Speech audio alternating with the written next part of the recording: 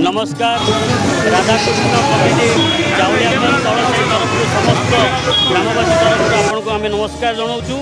आम ग्रामर मुख्य दाता हेले राधाकृष्ण प्रभु राधाकृष्ण जुगलमूर्ति तांकर नूतन मंदिर करने उद्देश्य आज आम परिक्रमा प्रत्येक मंदिर रे समस्त किसी ना कि थाए टंका पैसा धन संपत्ति किंतु आम यही पदयात्रा मध्यम मागण मध्यम साहाय्य सहयोग मंदिर गढ़िया चाहूँ।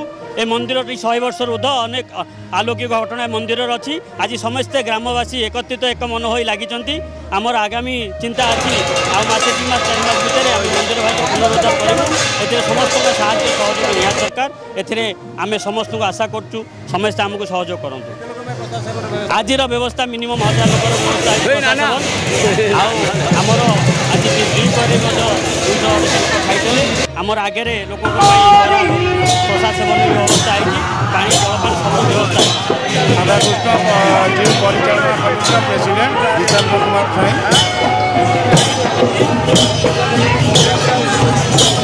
पदयात्रा कर महत्व उद्देश्य होती आम मंदिर सब भग्नांश आम मंदिर को पुनरुद्धार काम कर पुनरुद्धार पदयात्रा कराऊ सब देशवासी की जनाऊँ किसी साहय सहयोग आम 4 साई परिक्रमा आम चाउलान 4 साई जाक परिक्रमा कर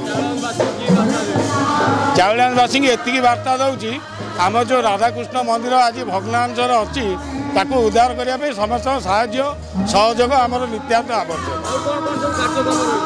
आमर मंदिर हूँ प्रथम उद्देश्य मंदिर उन्नति हेले सबू ऑटोमेटिकली चाउलियानवासी उन्नति हम आज्ञा प्रसाद सेवन 2000 लोक प्रसाद सेवन व्यवस्था अच्छी परिक्रमा पर व्यवस्था।